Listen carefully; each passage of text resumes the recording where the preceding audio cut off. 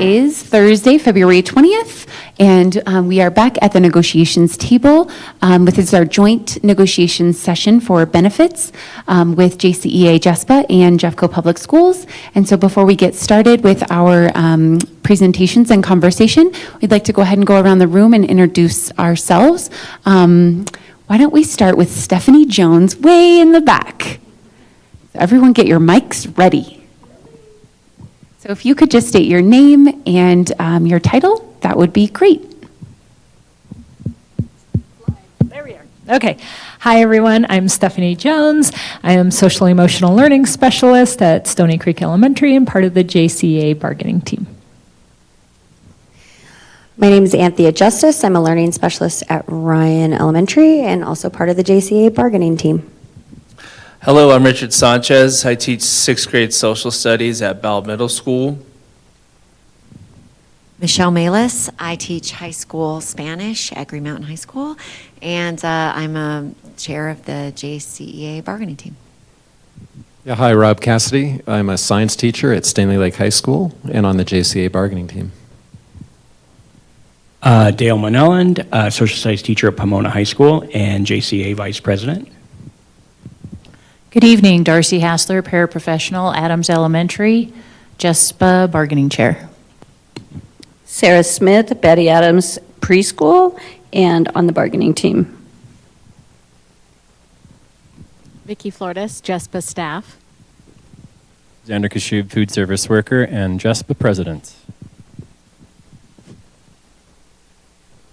We got a new button, sorry. Brooke Williams, art educator and JCEA president. Christine Wiggins, JCEA staff.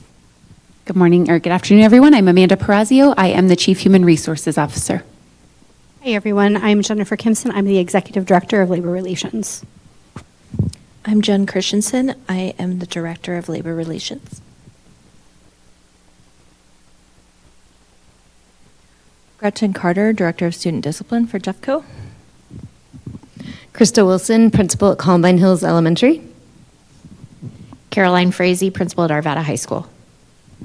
Michelle DeAndrea Austin, Principal at Bell Middle School. Martha Sheehan, Director in Teaching and Learning. Maria Messer, Executive Director of Special Education. Jessica Goodkin, Director of Special Education. Tanya Lopez, Director of Professional Learning. Katie Jeter, Director of Resources for Food Service. Brandon Rood, Dispatch Manager. Good evening, everyone. I am Mark Strelo, Director of Custodial Services. Hi, I'm Mike Hinz, Director of Fleet Services. All right, and thank you, everyone. We do have guests with us that we will introduce here in just one moment. Today's agenda, what we have on the agenda so far, and certainly we are open to additions and modifications. We have the district financial presentation by Brenna, our Chief Financial Officer, and Brian, our Executive Director of Budget and such, all the things, but he might be leaving. Oh, he's gonna go present. Thank you, Brian. We do then have a medical benefits presentation update from Adam Barnett, our Executive Director of Total Rewards. We've invited him to join us by request from the presentation that was provided to the Benefits Advisory Committee on Tuesday. We certainly understand that both negotiations teams would also like to have that information presented and available to them. And then finally, we have a district benefits structure proposal that I will share along with some benefits in the numbers just for awareness of our current state in Jeffco. And so with that, are there any modifications, additions? Certainly after that we can go into caucus. We, I'm sure, have dinner plans. You guys probably have dinner plans. We have dinner plans at 5 o'clock, but certainly can modify that. And then whatever additional discussion and conversation. I think that all sounds good. Ready to get started. Sounds good. All right. I think Brian is attempting to plug in. Brian, if you can't plug in, no worries, because I am happy to share on the screen. And I have a little clicker. I have your most recent presentation. Yeah, do you have the revenue? You could just open the deck I sent last That's what I, perfect. Okay. And then the other ones. All right. That is what I shall do. Thank you. You're very welcome. If I can find the present button. There it is. And the clicker will go to your magical It setup. should go right to there. Sweet. My magical setup. While we're getting, and we're there. My name is Brenna Copeland. I'm the Chief Financial Officer here in Jeffco. My name is Brian Sammons. I'm the Budget Director here at Jeffco. All right. This presentation is identical to one we gave to the back. So I apologize to folks who are hearing it for a second time, but hopefully folks who are hearing it for a first time will understand why. Maybe go a little faster so that maybe I hit the middle spot for everyone. But feel free to tell me to speed it up or slow it down. I'm going to pretend that's what those mean. Okay. Clickering. Oh, do I press the middle button? The right button? It does. It has a switch in it. The switch is in the on. I'm too far away. Is that me? Sweet. Okay. I'm just going to hold my arm like that. Okay.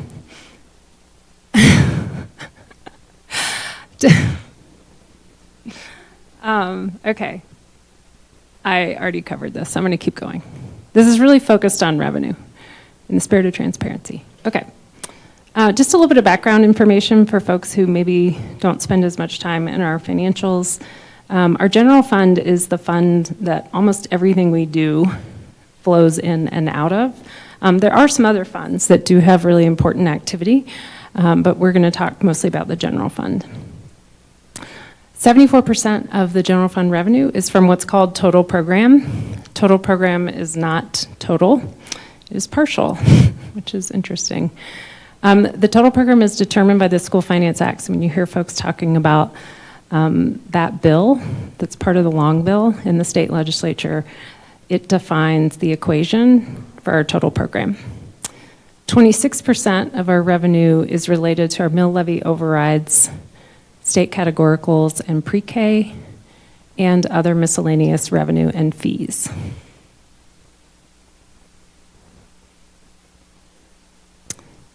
The total program formula is complicated, but in a sort of simplified version, it takes a student count or a series of student counts and multiplies them by per pupil revenue. Among student counts, it's important to know what our actual count is from October.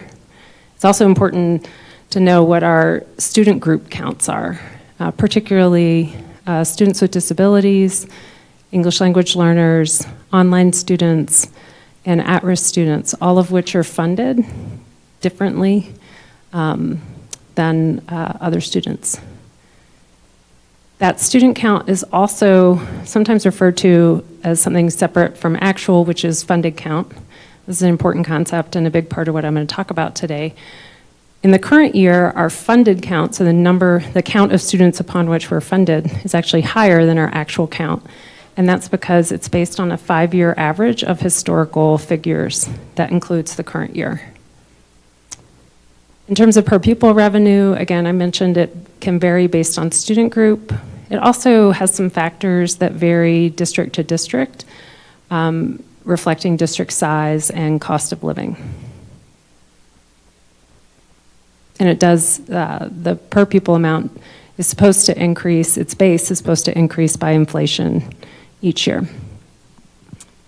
So we are, there's no stand, I feel like I'm at the Grammys. We are in a declining funded count situation in the district. I think everyone knows that. And just to be clear, this is not because students are leaving the district and staying as residents and going to other districts.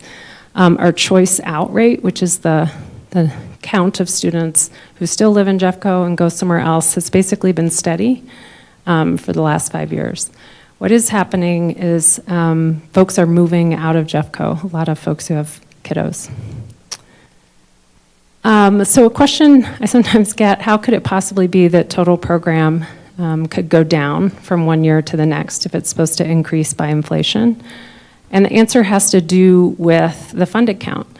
Funded count, our actual count back in October of 2020, which would have been the 21 fiscal year, dropped 4,000 students all at once.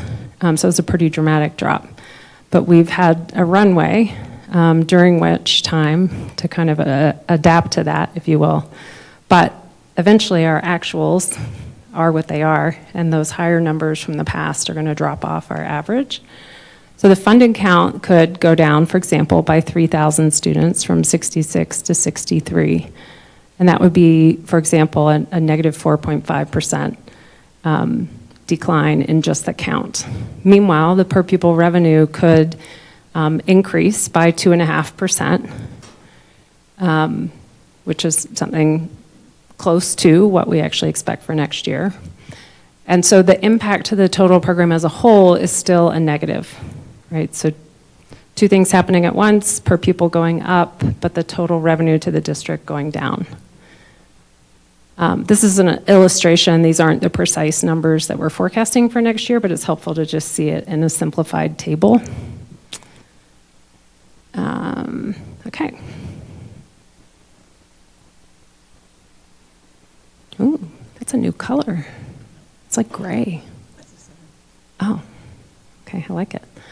Mill levy overrides. So mill levy overrides are voter-approved funds that we receive in addition to the required base funding that every taxpayer pays for education. The base funding is 27 mills. Right now, we have about 11.3 mills in mill levy overrides. They can go towards lots of different things. But among those mill levy overrides, only about 3/4 of them, sorry, not only, a full 3/4 of them do not adjust. So the same dollar amount that was approved in a 1999 ballot initiative is still collected today, not adjusted for inflation. But 1/4 of our mill levy overrides do increase and adjust with inflation. And that helps preserve the purchasing power. The one ballot that passed with an inflation factor was the 2018 mill levy overrides.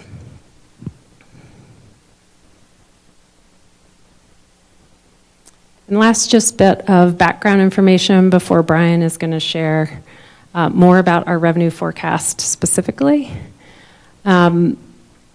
We do our best to provide accurate forecasts, and what this graph is communicating, I know the words are really small. The magenta bar is an adopted budget, and you've got 3 different years we're looking at from left to right. So in 22-23, the adopted budget was, for example, I think, what does that say? It's too small for me. 852? Do you have it up? Yeah. Okay. The orange bar is the revised budget. Each January we revise our budget, and we revised it up by like 4 million, I think. And then the yellow was the actual, and that came in, I think, at 861. Yeah, super. Oh, thank you. I can read those. So the total variance from the May adopted budget to the actuals was under 1% in 22-23 for revenue. Ditto 23-24, similar pattern of sorts. We did have a little more variance at the end of the year due to a couple unexpected revenue receipts. For the current year, we did revise up slightly our revenue at the mid-year, about 5 million, which is less than 0.5%. We do think we're pretty on track right now. I mean, that is the point of the January revised budget. It reflects our best estimate at that moment in time, and it has not changed in 3 weeks. And so we expect to finish the year somewhere around 982. One important note between 23-24 and the current year, which is 24-25, we did pull activity from a couple funds into the general fund. So part of what is accounting for the year-over-year increase is that we brought all of transportation, all of information technology, and the portion of childcare relating specifically to pre-K. All those things moved into the general fund.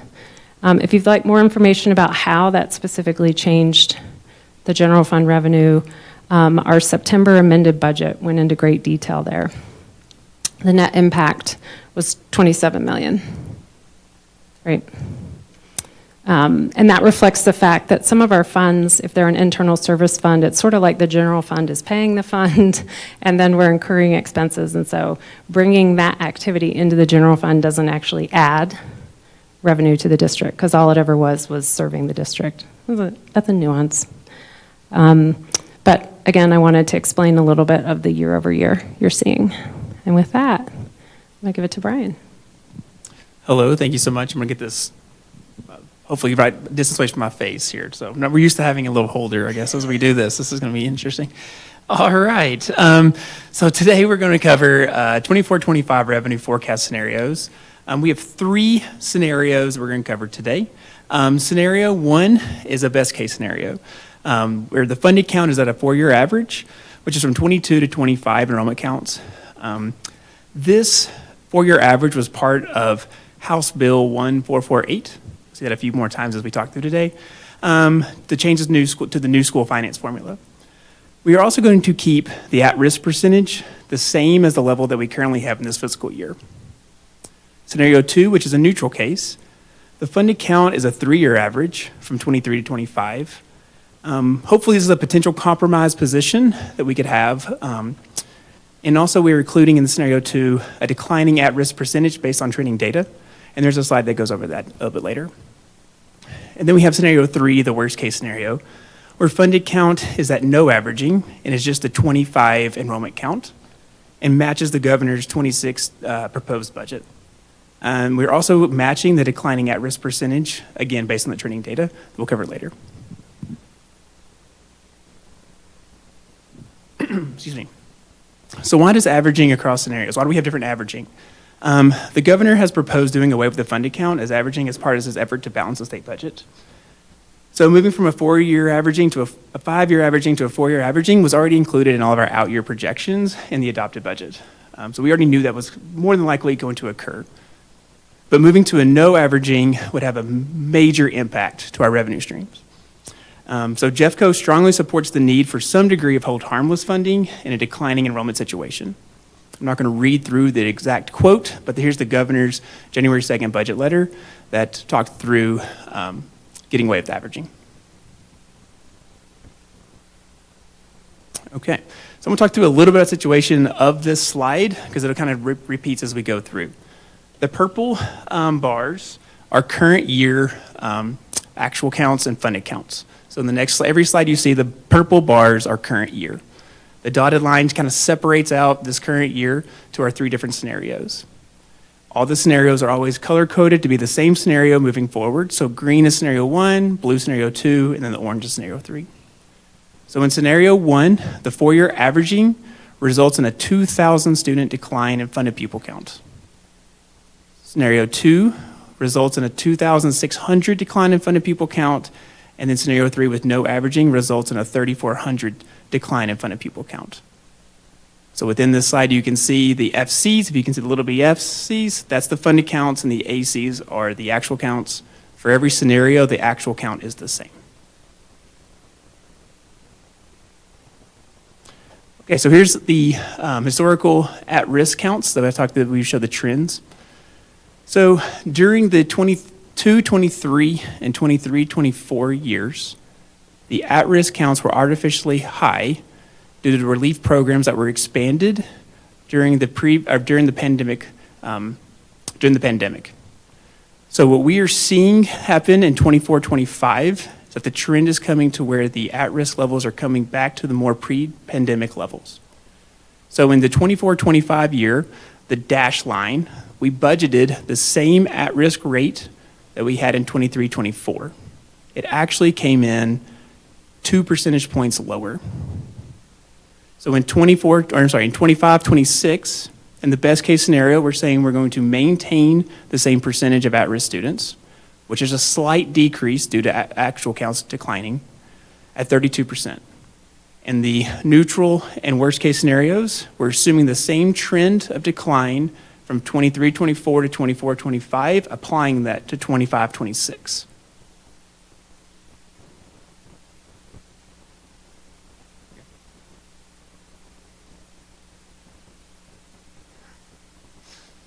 Okay. So here's the revenue by the scenarios by total. So again, purple, green, blue, orange. Scenario 1, the total revenue would decrease $4 million or 0.4% from the current 24-25 revised budget. Scenario 2, blue, my favorite color, is the total revenue would decrease $12 million or 1.3%. And then scenario 3, the total revenue would decrease $21 million or 2.2%.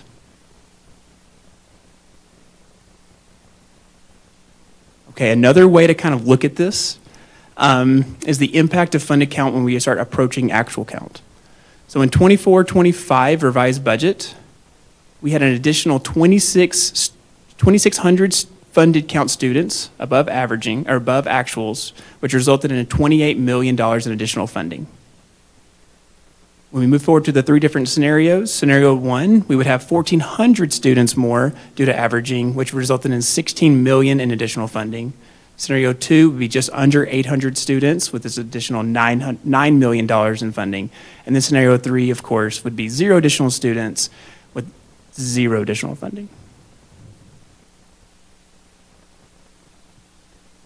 Okay, now my favorite slide is our detailed, so to be as much transparent as possible, we're showing our details that we have in the background of our modeling.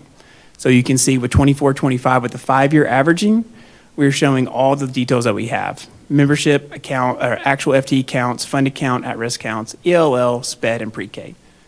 Then we're showing our scenario with a 4-year, 3-year, and no averaging. You can see all the background information here. So the membership counts are declining, and they're staying the same for every scenario. The actual FTE account is declining, but it's staying the same for every single scenario.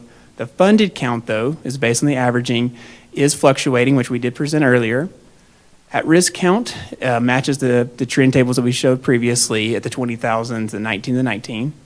ELL counts, we are maintaining at the same rates that we have for 24-25 moving forward to next year in every scenario, including SPED. SPED, we will get a more accurate count, I do believe, in the next few weeks when the December count comes out, which we will update the scenarios and the modeling to include that. And then the pre-K counts, we're working with ECE right now to determine what the actual counts they were going to forecast next year, but right now in this modeling, we are holding it flat.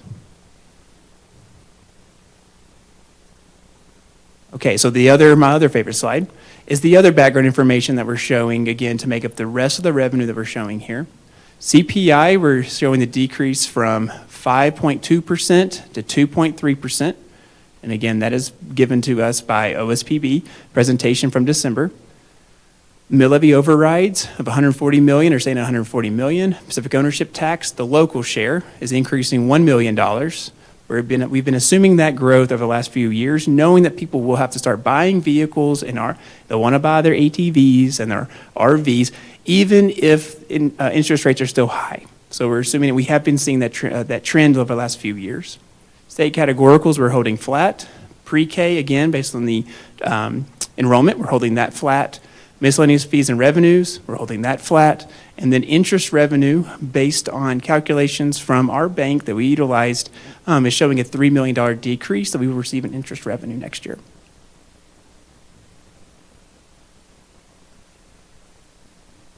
I'll turn back over to Brenna for the next slide.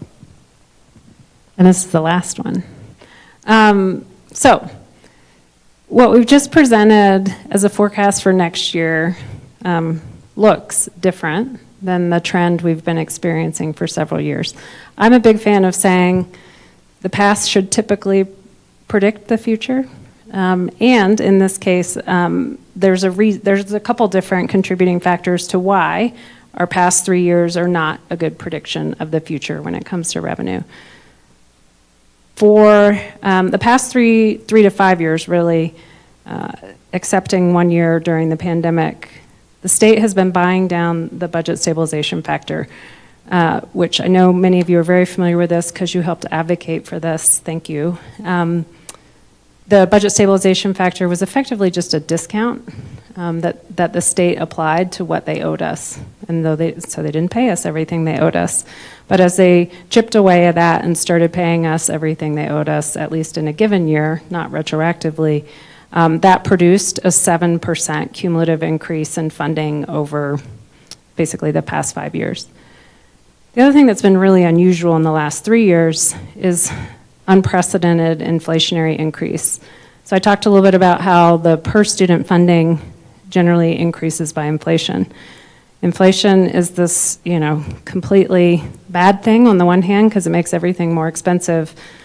But when it comes to state government budgets, it's a little bit of a good thing because the budget can grow by the rate of inflation. And so in the past 3 years, cumulative inflationary increases have been about 16.76%.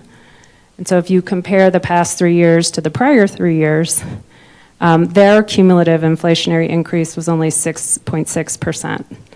So effectively, 3 years' worth of inflation was triple what it had been historically. And so we are coming back out of that. The state is forecasting that the calendar year inflation the calendar year we just finished, which is 24, is going to be about 2.3. That number will be finalized in about a week.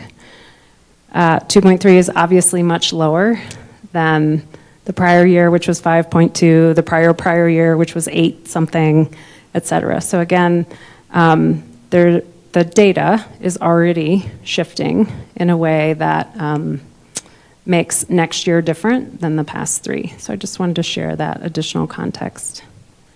And with that, we're happy to entertain questions or spirited debate or side bets.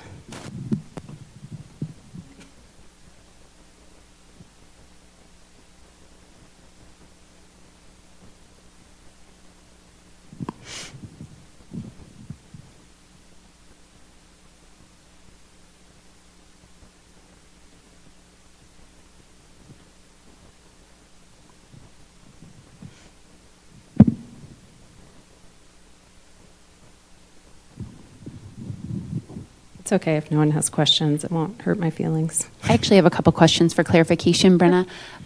What does the House bill actually say about averaging? Does the House bill say we're going to reduce averaging by 1 year each year for the next 5 years? Or what does it actually say that we're waiting to find out if they're going to do it or not? Yeah.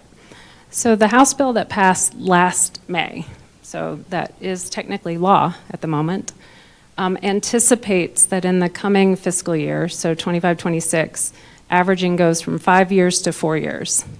It does not forecast anything beyond that.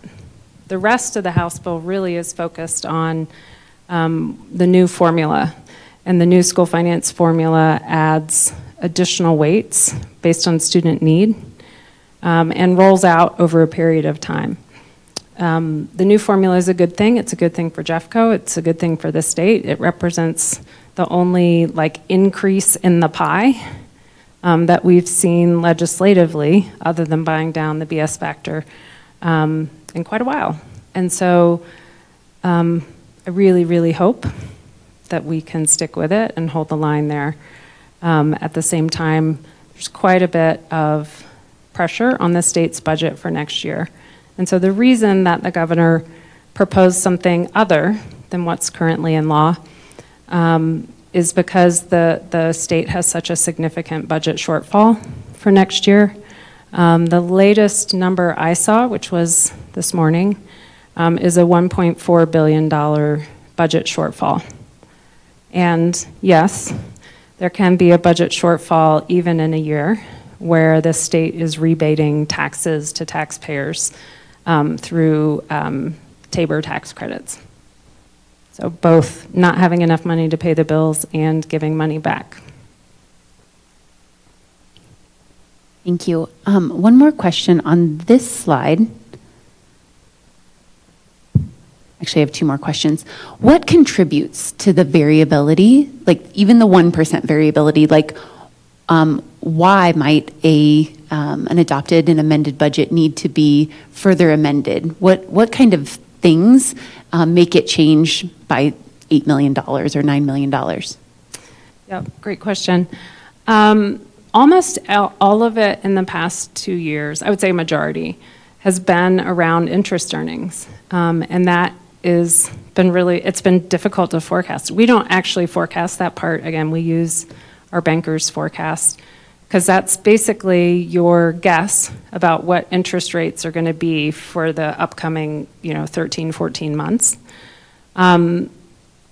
CSAFE, who gave us the projections we're using right now, and the Federal Reserve, anticipate that the Federal Reserve is going to lower rates, but no one knows exactly when, right? You read about it in the newspaper, or maybe not if you don't read the same newspapers I do, but that's okay. So interest earnings have stayed higher longer than they were supposed to. So part of the forecast the variance to forecast, honestly, is forecasts that we are neither really generating, we're just pushing through the system. And the other is sometimes there is unknowns in the funded count and the exact count of at-risk students, the exact count of actual students. The state sometimes does a supplemental revenue in January. Occasionally we get a little bit more money there. So there's just things that are difficult to forecast.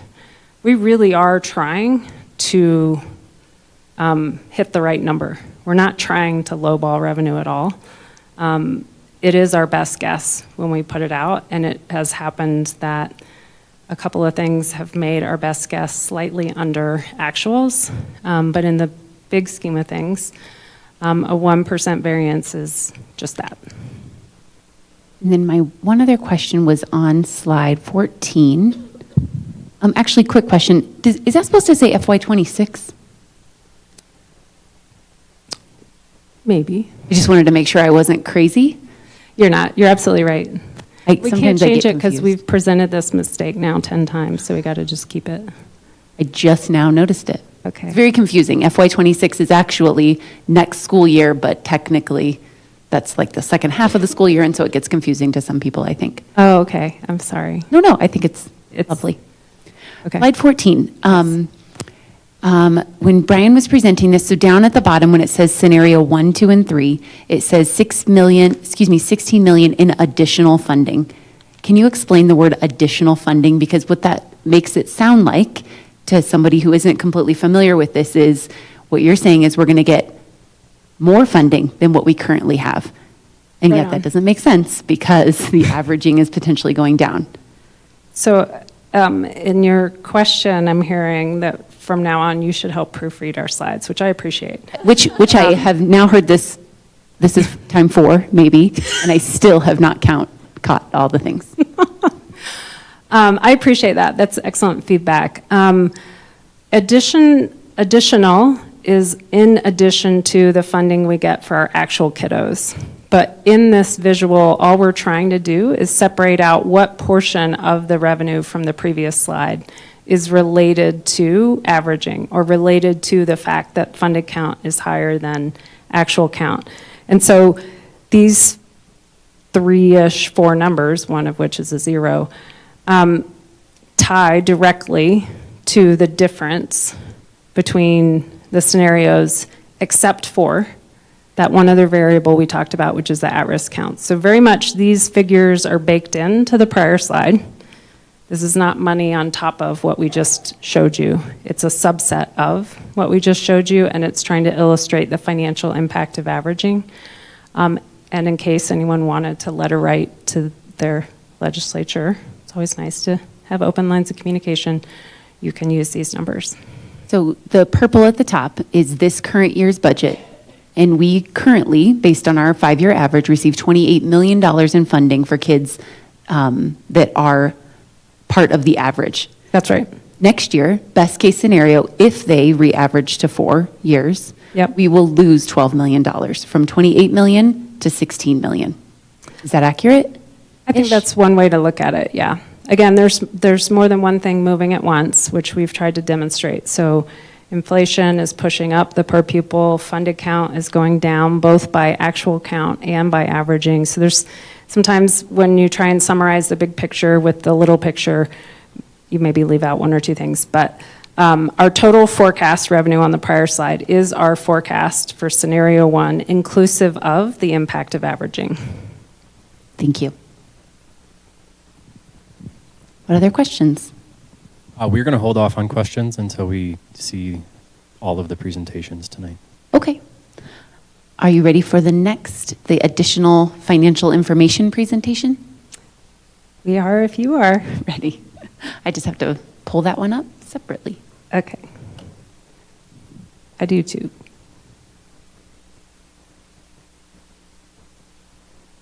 Oops, it's disappeared. So many windows open. Uh-oh, hold on.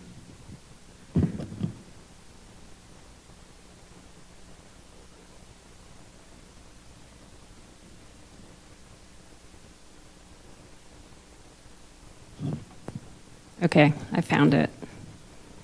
Were we in a race? Because I think I just won. I think you did. Oh, yes. Okay. We were in a race. And it should be. I don't know why it does that. No? Am I in the wrong one again? You and your team for sure have the other one because I can see you in it. Aha. Yes. Outstanding. Okay. So at Amanda's request, we're bringing additional information separate from our revenue forecast in hopes that it is helpful to all of you.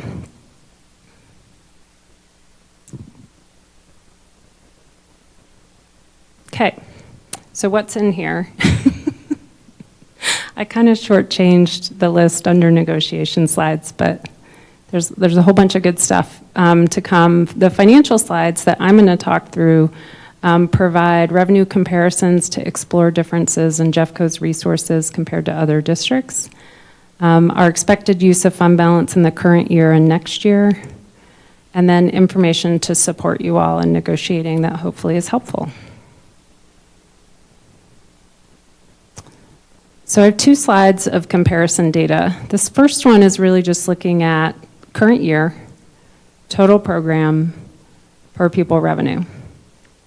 And it is sort ordered, largest to smallest. And what this is demonstrating, Jeffco's a little bit in the middle. I think we're 6th with $11,017. Glad we're specific. Which is our average per student funding. And again, why would it be different? It's different in part because of student need. So some of the districts on the top, particularly Denver, have higher counts of at-risk students and ELL students. I don't know their SPED count, so I don't want to speak to that. But even Cherry Creek, Adams 12, likewise, they have some need-based weighting that shows up in their average per pupil funding. But it's important to know that's where we are in terms of some of our nearby districts. Oh, actually, I skipped Brian's fun fact, sorry. If we received the same total program per pupil as Boulder, for example, it would result in an additional $16 million in total program funding. So just that $200-ish difference amounts to about $16 million over our full funded count. Say that right? Okay. The numbers get smaller, however, there's a little bit more data on this one. So this is again comparison. The districts are listed on the left. The actual count of students is the second column. You see Jeffco at the bottom with 71,528 actual students. That does include our charters, by the way.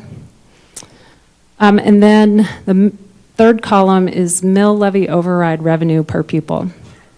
So at the top of the list, Denver brings, and by the way, it's sort ordered by total program, so that's why this is a little wonky, but Denver brings in about $4,600 per student in mill levy override dollars. Boulder brings in $4,850 per student. Cherry Creek brings in $3,966. Littleton brings in $4,122, et cetera.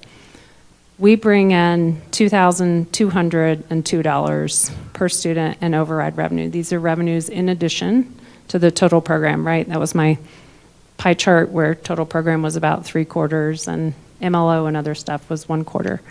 So on a per student basis, we're bringing in less than half in override revenues compared to Denver, Boulder, and honestly, those two, and then a little bit more than half compared to Cherry Creek and Littleton. So I think that's important context to remember. So when it's all said and done and you sum up the total program and the override, now it's sort ordered. So you see we are at the bottom at $13,219. 219, is that right? Okay. I'm going to just pause here for a second. That was a whole lot of numbers and they're tiny. Does anyone want me to read anything else off this or clarify? I can see people squinting. I feel really bad what I'm doing to vision in the room. Okay, sorry. I have some, I'm not. Will this be shared with us? Cool. 100%. Thank you. Okay. So then Amanda also asked that we talk a little bit about our year-end projection. So from our revenue deck, you already saw this number 982. It is both our revised budget revenue for the general fund and it's our current forecast for revenue through the end of the year for the general fund. What you see below it is our current forecast for expenditures actually. Salaries and benefits, purchase services, materials and supplies, capital outlay, and transfers. So in total, we're estimating $1,021 million. That's so weird to say it that way, isn't it? Okay. In total expenditures. These two numbers taken together result in a draw on fund balance of $38.4 million. So when we adopted the budget in June, I think our projected use of fund balance was 39. It was like 39. So our revised budget in January really didn't move the needle on the net, but it increased both revenue and expense at our revised budget, and that was based on trending actuals. So one important note, a year ago, so January of '24, our revised budget adjusted down expected expenditures. And so when we adopted our revised budget last year, we said we thought we would produce, is that the right word? I don't know. Add to fund balance by $6 million. This is off the top of my head. Brian's going to kick me in a second. Let's say approximately $6 million. Again, the actuals, our audited actuals came in that we only added about $2 million, but last year's revised budget was a little bit optimistic about what would happen with our fund balance.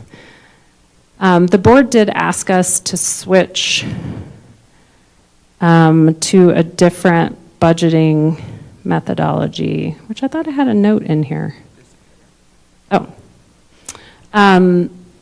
Which is budgeting based on actuals. And so that second bullet there says the full authorization to spend is higher than the budget. So the budget is not the limit. The budget is the estimate of what we're actually going to spend. And that was a shift from prior practice. And it's a shift we took in two big steps. We took one at last year's revised budget and another step last year to this year. That's kind of like, I don't know, it sounds pretty esoteric, but it still matters. It's a very different philosophy, and it does mean that we expect to be wrong 100% of the time, and 50% of the time we expect to be too low, and 50% of the time we expect to be too high. But always wrong. It's a great job. All right.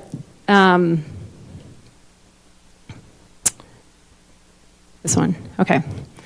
So what does that look like over the course of a couple of years? So the bar on the left is our fund balance at the end of the 23-24 year. So it was at 214 in total, 187 of which is spendable. I just told you that we expect to spend 38.4, so that little gray arrow has a little negative 38.4, and it's showing spend down of fund balance, so that we expect to end the current year with $143 million in spendable fund balance. The restricted fund balance, the unspendable fund balance is Tabor and a handful of non-cash items, basically stuff that we've already spent. I don't know how to explain it exactly. But those are very small numbers. Tabor's the most. The dark orange is just Tabor, mostly. So then, if we think about what might next year look like with the revenue scenarios, well, we haven't really built a true expense forecast for next year. So to simplify matters, we are imagining, and this is a pure hypothetical, this is not us making any decisions or any plans or signaling anything, but a pure hypothetical that expenses are completely flat from FY25 to FY26, meaning no cost increases, no changes whatsoever. Then, next year, we would expect, based on our revenue, to spend down $52.5 million in fund balance, which would take our spendable, AKA unrestricted fund balance from 143 to 92. 92 represents approximately 9%. I love it, by the way, that our numbers have gotten kind of round, around $1 billion. It makes math in my head easy. And 9% is, of course, a little bit lower than where we would want it to be. Well, where I would like it to be, because it does start to create some cash flow pressure in January and February, given the way that the cash comes in the door. But that's neither here nor there. We'll sort that out, not a problem. Questions on this? Alrighty.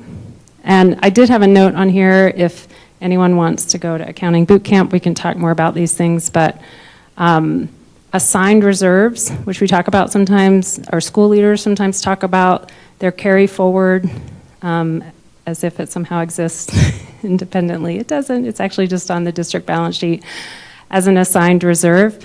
An assigned reserve is only assigned insofar as the board has told us to assign it to something.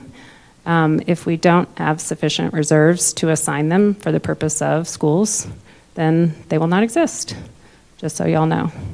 Don't blame it on me and Brian. Okay. Jeffco steps lanes costs for bargaining units. This is information that may be relevant to your bargaining process, or we hope so, although I know that you guys also compute this yourself. So, okay. So steps and lanes with benefits by bargaining unit cost approximately 2.7% for JCEA and 1.9% for JESPA. Folks often ask us what savings do we get based on turnover employees. Turnover is not an apple pie like it was when I was a kid. It is someone leaving their position and a new person getting rehired who potentially is at sort of a lower step or lane or what have you than the person who left. The theory being that over time, you know, the net outflows, inflows should balance so that your weighted average step or your weighted average lane is not increasing over time. Brian and I have analyzed this about 8 different ways. Okay, maybe not 8. It was at least 3. And because of some of the structural changes we've made in both salary scales, we are not at a point where steps and lanes are free. There is a demonstrable increase in the weighted average net step and lane, and we can see it in a couple of different ways in our year-over-year actuals. And I think some of it is turnover is a little bit suppressed by the fact that some positions that either vacate during the year or at year end are no longer budgeted in the coming year, right? So we're still in that contraction phase. And so if you're not rehiring, then you're not rehiring someone at any sort of lower salary. So again, that's part of the explanation, but the rest of it really has to do with some of the changes we've made over time to increase the maximum step for incoming folks, to increase the number of lanes. All those things take time to settle before there's no longer any net movement. So, voila. I think that's it. No. Yeah, that's not me. Okay. I'm really sweating on this microphone. I'm so sorry. It's so gross for you, Brian. Does anybody have any questions right away for Brenna and Brian? Are you able to stay through the? I am. Okay, Brenna's able to stay just in case any questions come up about revenue or these particular costs. All right. Then we can invite Adam to join us. Drop it. Don't drop the mic. Adam is behind you. Ew. Do I have to hold on to this? You don't have to. You can put it in the, you want one of these?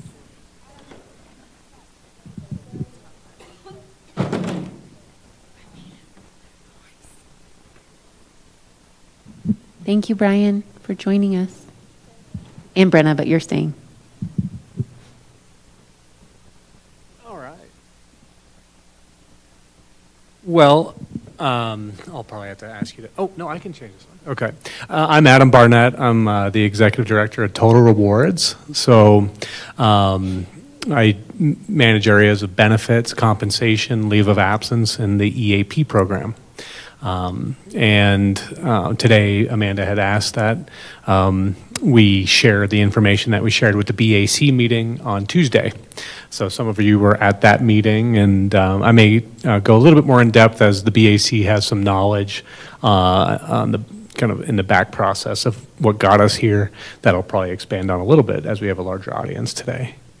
In the BAC meeting, really what we're going over is renewals for January or July 1st. And in January, typically, we work with our benefits consultant and with our medical vendors, and we come up with our renewal costs for the upcoming year. We have a fully funded plan with Kaiser, and we have a self-funded plan with, right now, Aetna, and we'll be moving to UHC come 7/1. Just a little background on that process. Back in 2023, BAC asked that we do an RFP. It's an opportunity for us to check our vendors and ensure that we're getting the lowest possible price for the best benefits available. And in 24, so a year later, we embarked on a RFP. That RFP was a BAC subcommittee, so BAC members and the presidents there were asked to designate people to be on that RFP committee, and the majority of that RFP committee was JCEA and JESPA members. Those members helped us to select a medical carrier for 7/1. We had 5 proposals through that medical RFP, and we decided to go with the one that had our main strategy was innovation, cost, and access. And by access, we mean, the ability to go to multiple doctors, more doctors. We wanted the ability to go to more doctors at a lower cost with innovative techniques that helped us get there. We fortunately had a proposal from UHC that gave us a new way of looking at our healthcare bills and simplifying that process, as well as a cost savings mechanism to hopefully curb some of these expenses we're seeing year over year with our claims. So over the last year, we had that RFP BAC subcommittee to select benefit vendors for 7/1. And we're happy to move forward with UHC.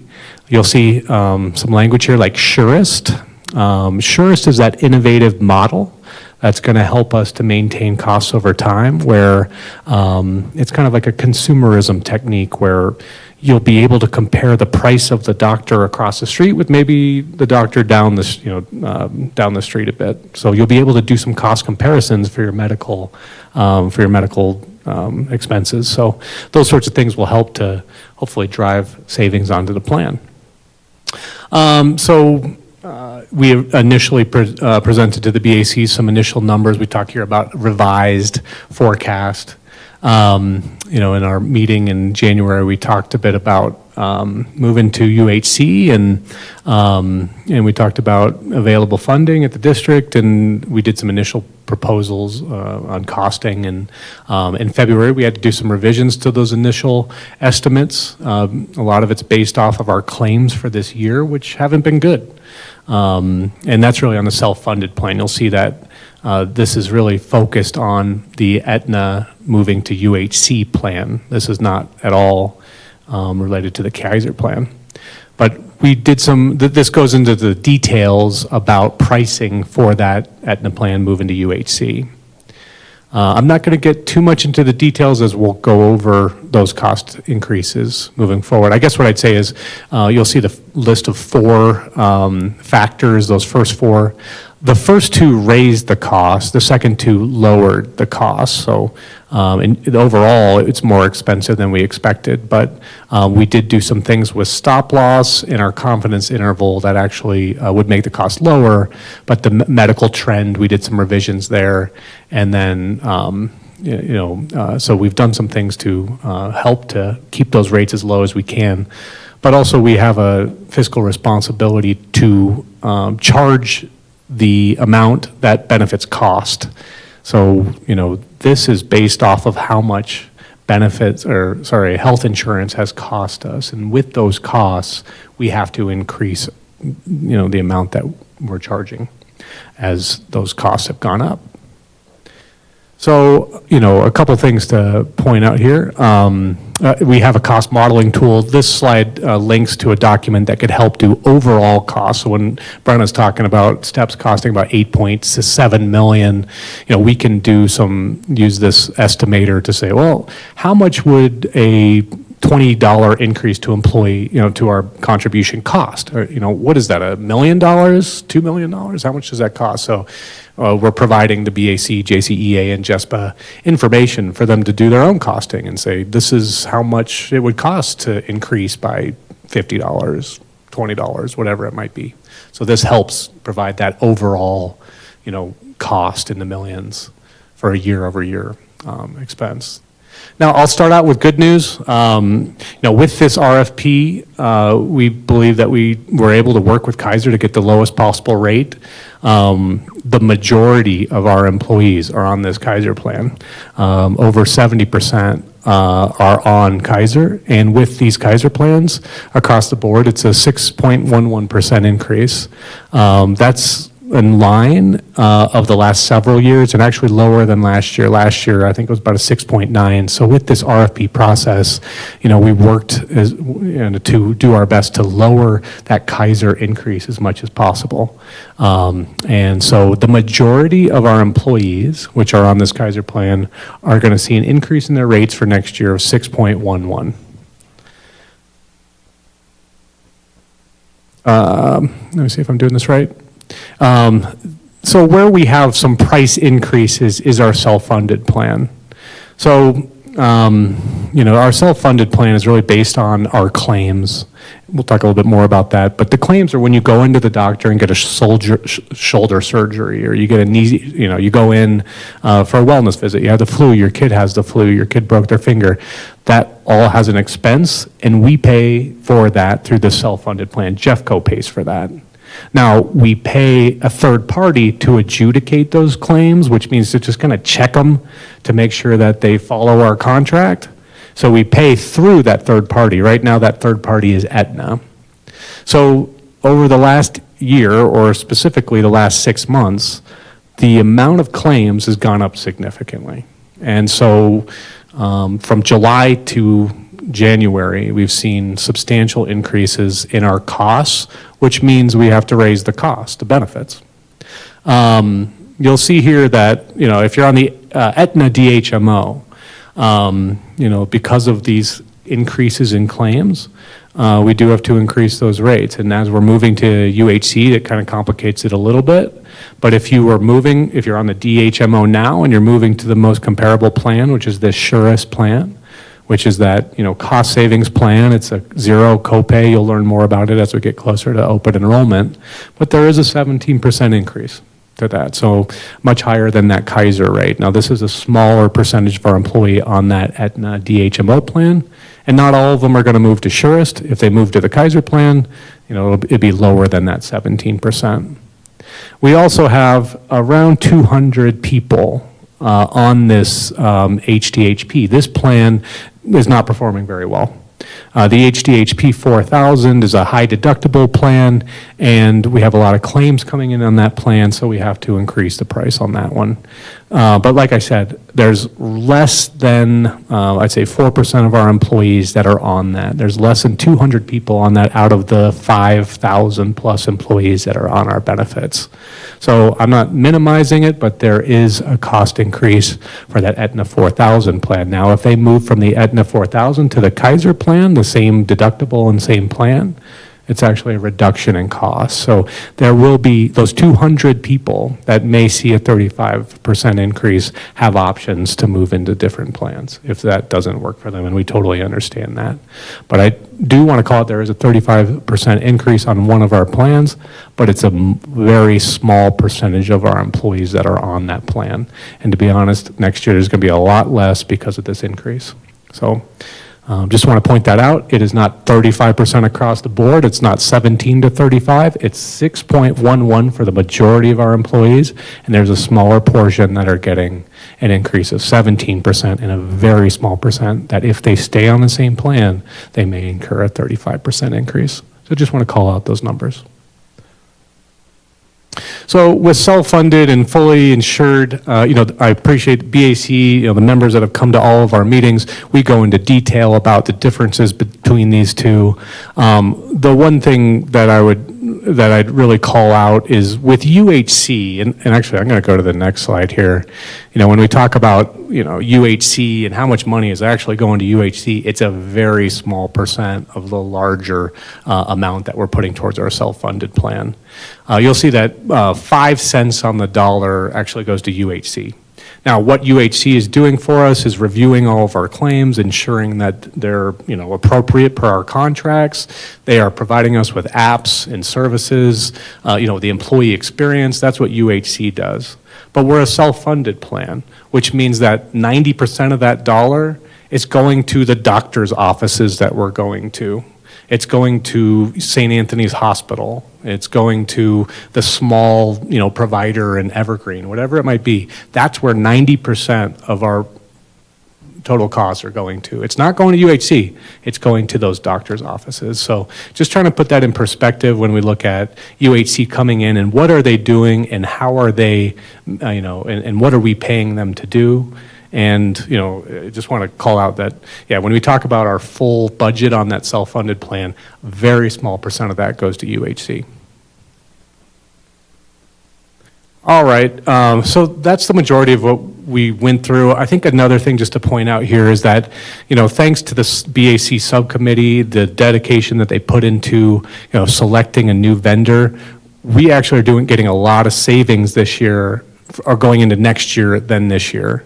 That BAC subcommittee made a decision, and it was unanimous to move forward with this plan, which is our lowest cost with the most innovation and the most access.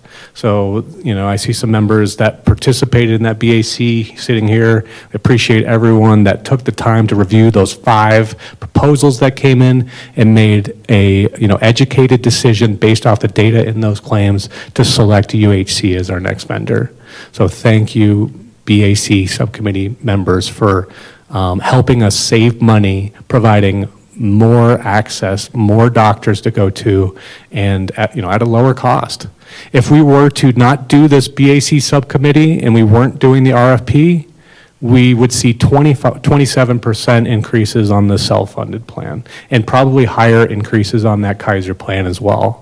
So, big thanks go out to the BAC subcommittee who selected UHC to save us money, provide us more doctors, and give us innovation in the way that we're doing healthcare. So it was a great choice, and look forward to moving to that new vendor.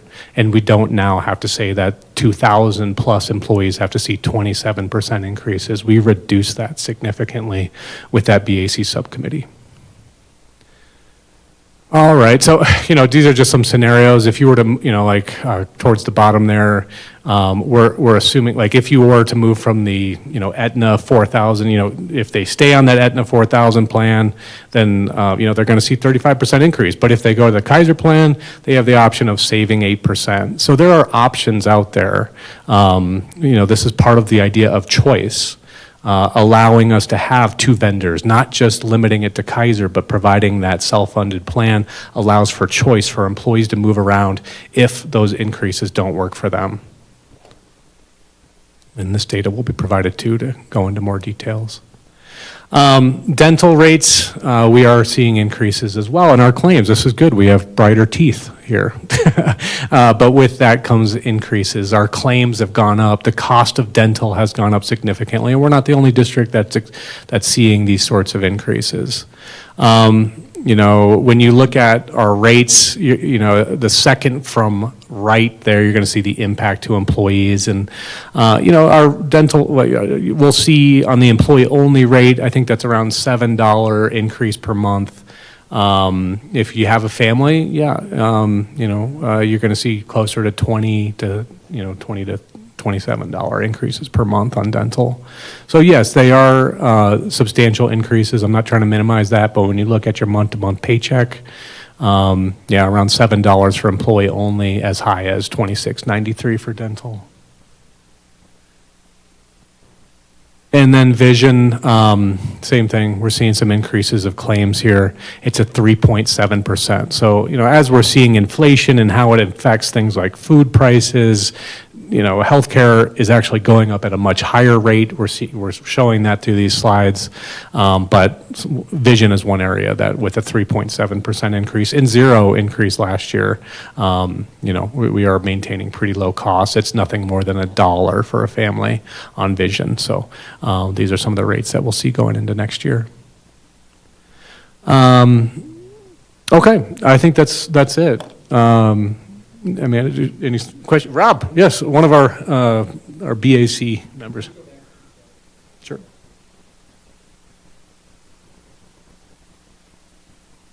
That one there?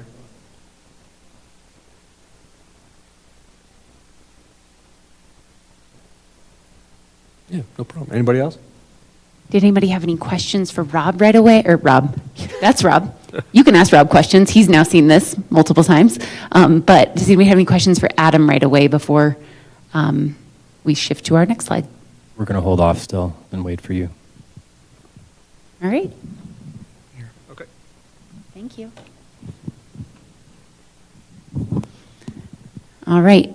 So we still have Adam and Brenna in the room, just in case we have questions. And I will move forward with the remainder of the slides. So I wanted to share our Jeffco medical benefits by the numbers, if you will. And so for the 24-25 school year, this is current, like as in the most recent pay period. This does change because we add new employees and monthly. We employees move on monthly, and so this number fluctuates very slightly from month to month throughout the year. And our most recent number is that we have 6,809 eligible district employees who utilize a medical plan through Jeffco. This does not include split contracts because it complicates the number just a little bit, of which there are less than 100, but we did not include that number in here. Of those 6,809 employees, 74% of them, or 5,060, currently elect employee-only coverage for who knows what reason. Maybe because they are a single person, maybe because they have a partner who also selects employee-only at their place of business, maybe because they can't afford it, maybe because they have chosen to go out into the open market to search for additional benefits that are more costly, or potentially they are able to qualify for Medicare or Medicaid. For any number of reasons, we have employees who select employee-only coverage, and that is the majority of our users currently. I broke that down by bargaining unit just so that you would have that information available to you. 5% of the employees elect employee plus spouse. So that's 309 total employees, broken out by JCA and JESPA there. 9% of our total users, currently 636 employees, elect the Employee Plus Dependents plans. And then again, 9% in 30 people. I think one of those is like 9.3%, and one of those might be 9.4%. I did round down and round up, but certainly you have a calculator and you can divide to see what the actual 0.44 or 0.34 is. So 9% are Employee Plus benefits, and 9% approximately are selecting Employee Plus family. So I think that this is really important information to have, because any decisions that we make could impact a large number of people, a small number of people, but certainly it will impact people regardless. The other by the numbers that I wanted to share with you, this is similar to the slide that Brenna and Brian shared around our per pupil funding, both with mill levy overrides and without. This is our metro area, these 5 school districts. They had additional school districts in theirs, and I'll tell you why we don't have all of them. But these school districts actually have accessible or have disclosed how much they as a school district provide in the employer contribution to their monthly premiums, if you will, for their employees. So in Boulder Valley, you can see that they provide $728 per month for their employee-only coverage, which of course can be applied to any number of their plans. We provide $640 a month per employee. In Aurora, they provide $622.88. In Adams 12, they provide $506.92. And in Denver Public, they provide approximately $463.91. Please note that that is an average, because in Denver, they have multiple bargaining units, and each bargaining unit has bargained a different amount that is for their employee group. So it varies by any number of dollars, and so we've averaged that out. Among those 5 districts, as you can see, Jeffco ranks second in employer contribution to medical benefit plans. Please note that these 5 districts have comparable plans, although they can't be compared apples to apples, because each one of our claims experiences are different. Each one of us have selected different deductibles and out-of-pockets. And so although we are comparing Kaiser to Kaiser, Kaiser at high deductible, Kaiser DHMO, all 5 of these districts have it, they aren't a perfect comparison from school district to school district. And so the plan designs do vary, and so again, the premiums also vary. Also, I wanted to note that Denver, not only we have their average, they also are the only school district who discloses, you can actually find it on very public information, a subsidy to the Employee Plus plans, which is in addition to their average of $463.91. So they have a subsidy that they add depending on the bargaining unit, if you select an Employee Plus Dependents or Employee Plus Family plan. Other districts may do this and simply do not disclose it, or it's not accessible to us. We've been reaching out to try to get more information. Some districts do their contributions a little bit different. In Cherry Creek, for example, they contribute to an overall HSA for the entire year, and that's their medical contribution for employees, which is just slightly different than what some of us have done. So a couple of things we want to share about our proposal back, our counter proposal, if you will, back to you. So recognizing that the district's revenue is projected to decrease in FY26, it is essential that we are thoughtful in the way we choose to allocate our existing resources. So some of the priorities that we want to keep in mind, first of all, keeping funding as close to students as possible is a priority of the district, and hopefully a priority that we share here in this room. So that includes things like maintaining class sizes, staffing levels, student support structures, resources, etc. We also, with regard to medical benefits, we value our employees' feedback and input, and they have communicated to us that they want choice. So we do value maintaining medical plan choices for our employees, and again, they also value having at least one option of employee-only plans at no cost. And so that is something that we have prioritized. We also believe that we should be prioritizing salary. As we discussed in our most recent survey, and I believe we can look back in other surveys and find something similar or a similar response, 73% of those who were responded to the most recent benefits survey indicated that they somewhat or strongly prefer increases in salary. And that's just indicating, so it was a sliding scale, 5 being the center, and everyone who was left of center, which left all the way left was salary as their priority. Everyone left of center included 73% of the respondents, which again was just over 1,500 people. The second thing I want to acknowledge and really elevate in the room, we hear your concerns about the rapidly rising cost of healthcare. We share your concerns, and we acknowledge that the additional burden of cost specifically to employees with dependents and families is a challenge. We don't deny it, we acknowledge it, and we recognize how difficult that can be for our employees to continue maintaining. Again, recognizing that the district's revenue is projected to decrease, we continue to emphasize that it is essential that we are thoughtful in the way we choose to allocate our existing resources. So in order to maintain fiscal stability, we are open to a cost-neutral option for restructuring our employer contribution. So what that might look like is creating an additional employer-paid subsidy to those choosing an employee plus dependents or an employee plus family plan. Similar to what Denver does, they create a subsidy for those additional plans, paired with a decrease in the employer share for employee-only plans. So unfortunately, that being able to make this a cost-neutral option would require us to decrease, not by a lot, but slightly, the employee-only employer share for the employee-only plan. There would still be an employee-only plan that is free and allows for anything remaining to be placed into an HSA. Again, I want to emphasize that our revenue is projected to decrease, and we want to continue being thoughtful.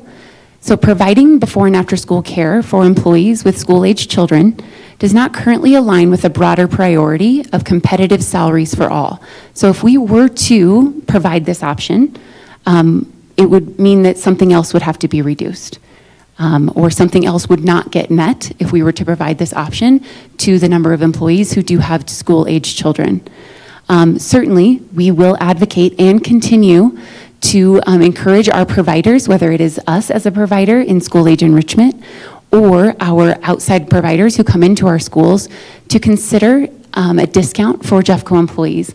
And as we stated previously, many of them already offer a discount, including our own SAE. Again, providing free meals for Jeffco employees. We also do not believe this aligns with the broader priority of maintaining competitive salaries for all employees. We talked about how costly this is, about $8 million if half of our employees were to take advantage of this. We certainly, we can do this, and that would mean reductions in something else or the inability to place funding toward something else, like the priority of salary. And then finally, the EAP services will remain available and accessible to all employees. Staffing levels, as they currently are, will be determined based on use data at district-identified service needs and available funding.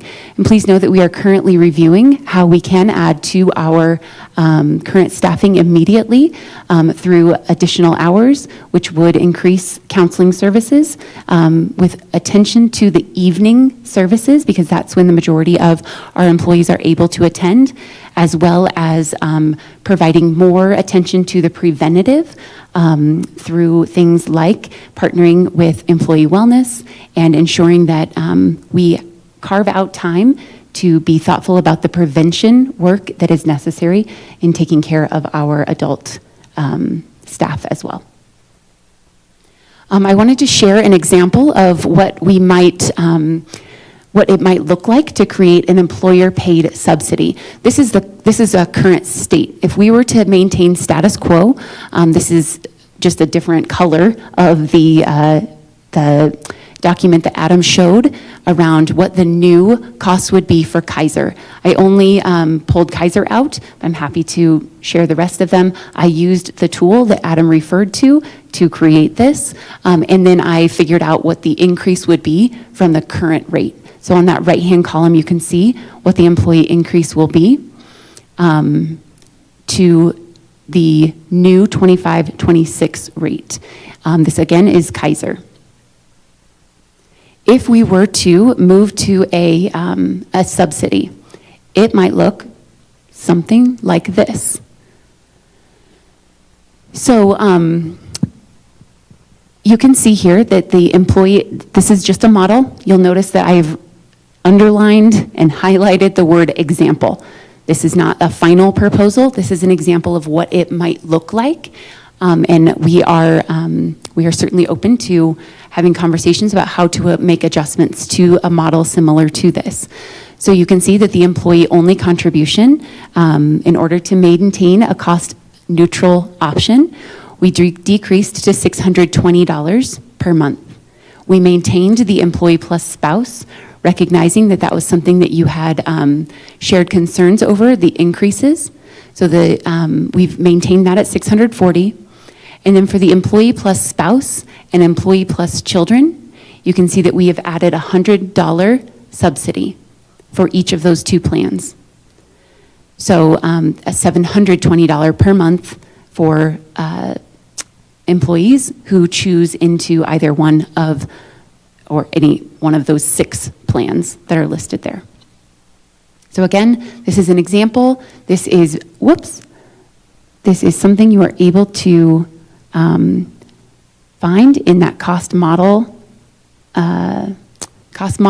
Excel sheet that Adam shared.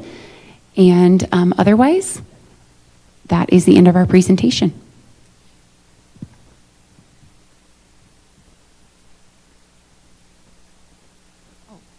I'm sorry, I tried to send Jennifer the other one so she could link it in there, but it's so big it won't go through my phone, so I'm going to send that so that she can link both of those in there for you. You're welcome. Yes, we'd appreciate being sent this slideshow, and we'd like to caucus and then come back. I think we're going to need a fair bit of time, so I want to propose coming back at 5 o'clock. Sure, that sounds good. All right.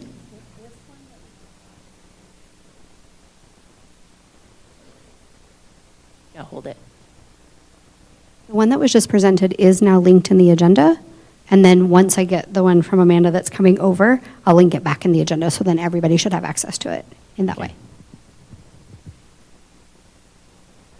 And there is a possibility, just so you know, that our guests may have to leave. They might have other obligations or meetings. So we can always reach them via Teams. I can always send them a message if any questions come up. But certainly within the next 45 minutes, if any questions come up, please feel free to let me know immediately so that we can get them if you still want them like face to face. But we can make sure we get answers from them.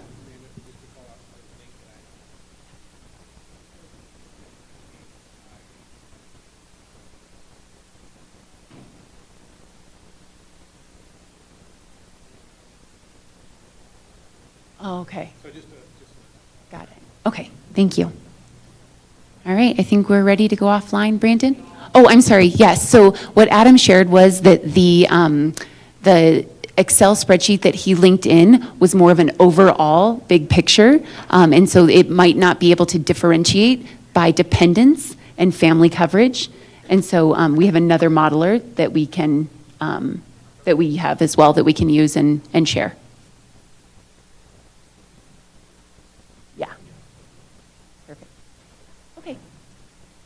Thank you. We will be back at approximately 5 p.m.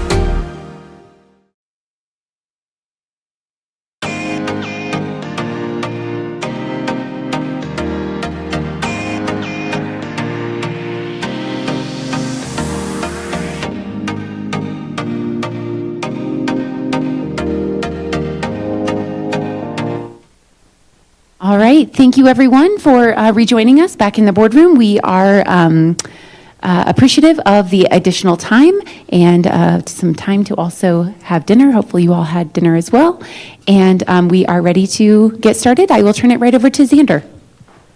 Thank you. So we have questions. So we'll just start us off here. Vicky's going to drive a quickly put together presentation. So first of all, kind of a holdover from last time we met. I'm hoping that you can provide data on food waste, particularly number of meals wasted per school per day. Is that something that you can provide? I'm going to have to ask Katie if she is prepared to share that information if she's had an opportunity. So I will tell you, I do have the report. I do have the data. I have not had a chance to go through with it with Erica to really understand it, so I'm not comfortable sharing it at this moment, but I do have it for you. Okay, we would like to see that as soon as possible. Okay, question about the SAE childcare. So what, if you can help us understand, what is the current discount for employees that have kids in before and after school care? So Sue Ann is sick, and unfortunately, I do not know. I can reach out and see if I can get that information very quickly. I feel like it's between 10 and 20%, but I can't 100% remember, so I will reach out and try to get that information right now. That'd be great. Yeah, for any of these questions, if you don't know right now, we would appreciate as soon as possible some answers to these questions. And also, kind of on the same vein, can we get a list of the care programs that you mentioned and which schools they're at and discounts they offer as well? Yes, I will work on that. We definitely have a list, which schools, there are 9 additional providers. We may have to reach out to each one of them to request their discounted rate, but we will get that for you. Sounds good. So on to, we have a couple questions about EAP. So according to the quarterly reports that we've seen, me and Brooke sit in a meeting for EAP quarterly where we go through data and kind of the usage data and all that stuff. So according to those reports, we're aware that the EAP program is stretched to their capacity currently. And we'd like to just state that our proposal aligns with the mental health needs of our employees. Will the EAP include mediation? Kind of with what you've presented. So that is still something that we're that is under consideration. When I put on there the district needs, we do know that there is a gap. We do not disagree with you that there is a gap in mediation, specifically mediation for adults. Right? We have a restorative practices team, but their responsibility is really to students and to train adults on how to engage in restorative practices with students. But we do acknowledge there's a gap. It is determining who should fill that gap, whether it should be EAP or whether they should be really primarily focused on providing those services that a typical EAP would do, such as counseling and other advisement, financial type advisement, connecting resources for our employees, or if they should be doing mediation. Not that that's not something our employees also need, but we're trying to determine who is it that should do that and what type of training do we believe that they need as a district.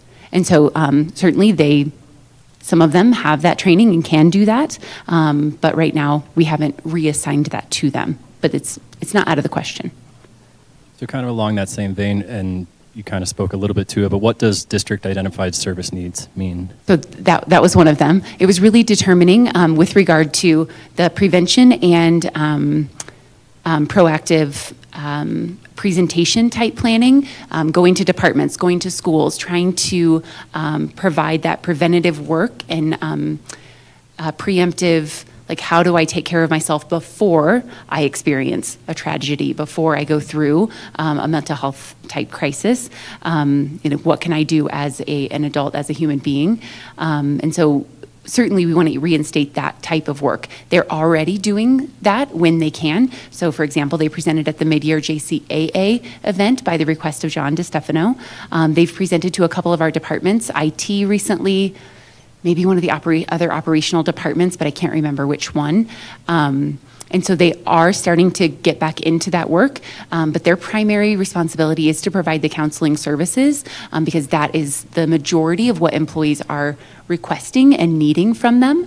Again, they are monitoring like their wait times. They're able to turn over a response time pretty quickly, especially in a case of an emergency, because oftentimes other employees are able to say, I can modify my time, mine's not a crisis, but I understand that you have a crisis you need to respond to.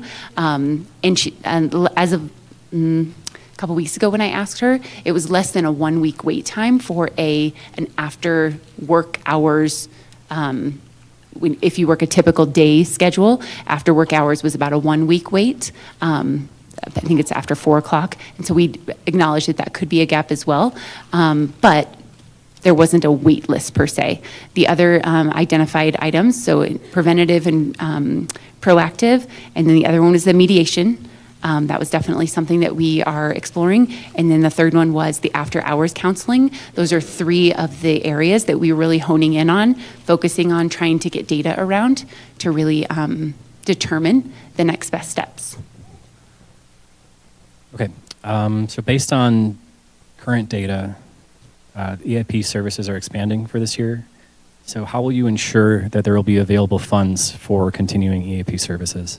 Yeah, so that's part of my budget, and I actually haven't, just like schools do, departments here centrally, we budget based on, the various needs. Majority of our budgets are FTE, just like they are at schools. And so we have already budgeted in the EAP portion of the human resources budget additional hours. And so those additional hours can be used very flexibly between the 4 employees that currently work there. They're using them for things like crisis response, additional counseling time, or emergency counseling needs. And then they're also using them every once in a while for like managerial type duties. They do paperwork, they do follow-ups, but mostly they're using them in crisis response and employee support. And so what we can do is we can convert some of those hours to FTE instead, or even in addition. We can not convert all of them, but convert some of them. We've talked about hiring potentially a 4th counselor to fill those afternoon time slots so that there's more opportunity and availability for our staff. And so that is something I will work on in the next couple of weeks, actually, is allocating budget for the EAP for next year. Okay, so I think we're going to shift a little bit to kind of benefits, medical and whatnot. So what is the projected district employee percentage split of cost with your cost neutral proposal? Can you please say that one more time? What is the projected district employee percentage split of cost with your cost neutral proposal? So it varies by plan. So as you know, every single plan is different. And so it ranges from approximately 40% to 96%, actually, I should say to 100% of that one plan. But if you take that one plan out that is fully covered, I believe it's between 40% and 92%. But I'd have to get all those numbers. I can certainly get them for you. Sure. Yeah, we're also curious how that compares to the percentage split over previous years. Okay. So we would like that data. Are you thinking 3 years? Well, 3-year 5 data? or 10. We heard a 10. Okay, I can certainly attempt to get it. I'm sure somebody has it archived. I have no idea where to find it, but. Basically, what we're asking is what is that split and how has it changed over time? Okay. Right. Next slide, please. All right, so in January, there was a back presentation that showed significant reserves for vision and dental. In February, the back team was told there were no reserves. Can you explain this massive discrepancy? So you're talking about the reserves that existed in the dental and vision renewals. Sorry, I was still asking one No, of your that's other okay. questions. You can take a minute and just, so I'll ask it again. So in January, Mm-hmm. there was a presentation that showed significant reserves in vision and dental. And in the February meeting, we were told that there were no reserves. Can you explain this massive discrepancy? Yeah. So my understanding is that it's the claims costs that have impacted the reserve balance. And what I also understand is that we did not charge enough to cover the claims because the projection of claims was inaccurate. So one of the ways that we determine that projection is by using a projection model that has been provided to us by our consultant, Lockton. And Lockton does this for lots of organizations. They provide these projections in order for us to determine how do we need to budget for these self-funded plans, these plans that we pay the claims on. And we do that on both dental and vision.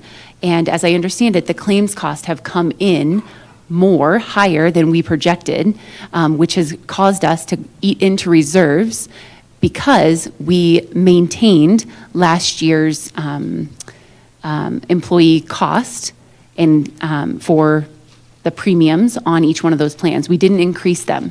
And because we didn't increase them, we didn't have enough money or we don't have enough money to pay the claims. So that came from reserves, as I understand it. And why that wasn't accurate in January until February, I don't 100% know. That I would have to talk to Jay from Lockton or Brenna to understand, like, why was it one thing in January? And I was at both meetings. I saw what you saw. Why was it one thing in January over February? But I do know that it's something to do with those things I just described, right? The claims costs are up. We didn't increase the premiums. Therefore, we didn't have enough money to pay for the claims. And so I will have to check on the why that switched so rapidly. So from your presentation, the cost increase for dental is 21.5%. However, the employee contribution is 25.9%. Why are our employees shouldering almost a 5% increase? You said the cost increase was 21.5%, and the employee increase was 25%? 25.9. So why are we shouldering almost a 5% increase in the presentation that you showed tonight? Yeah, I'm going to have to look back at it. I've been so entrenched in the medical benefits that I haven't even really taken a look at those. And so is this the exact question? Because I'm going to have to look deeper into it. Okay, I will do that. I didn't see that difference. You can email me again if you need to.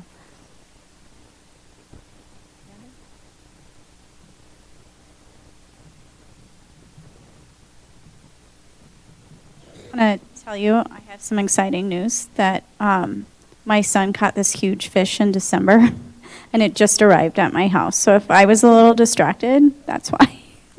It's giant. Like it's mounted and arrived at your house? Yes. Very cool. We got it mounted. It's bigger than he is, and he doesn't know it's there yet. Something to celebrate.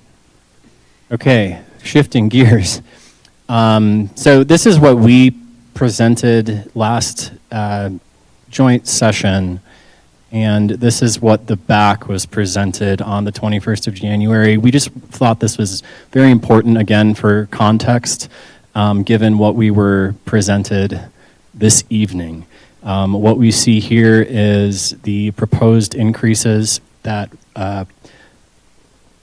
from January. Clearly a less of an increase than what we saw tonight. Next slide, please. And I also want to draw some attention here. So this is also what we were presented with in January as the back, and what we presented here earlier in February. I want to draw everyone's attention to that annual total line, kind of down in the bottom left. Now, these were the annual total projected claims, or total cost, I should say, for the United Healthcare plans. what we see is an 8.3% increase. And then moving on, please. Now to what we were presented this evening. Just want to again draw attention to a massive discrepancy in the projected claims cost or premium cost. One more slide. And I would like to direct your attention again to that bottom left line. Instead of an 8.3% increase, we see a 34.1% increase.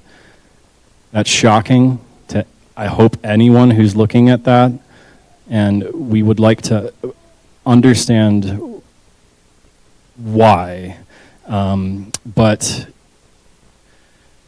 I would like to, if you can clarify, so why employees, because we're seeing massive increases in cost for all of these employees these are projected employees who are on Aetna, potentially shifting over to United Healthcare plans.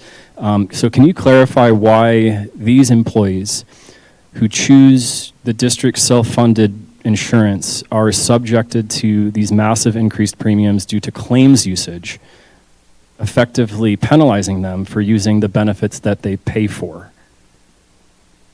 Yeah, so I can communicate with you why it changed from last year to this year. So as those of you who are on the back are aware, we were previously using claims projections as compared to a national claims experience. So the national claims experience, so if you think about everyone who has claims across the United States under a similar plan, or this particular plan, right? We were using that, and those are down. The national claims experience is down. The cost is down. We have been using that model or formula for 2 years. And for the last 2 years, we have gone into the red. We've gone into the hole with our claims coverage based on what we budgeted. And so it's been $3.2 million approximately, so 2.9 million. Brenna described this evening. The previous year, we were 300,000 in the red. So we overspent what we projected on claims.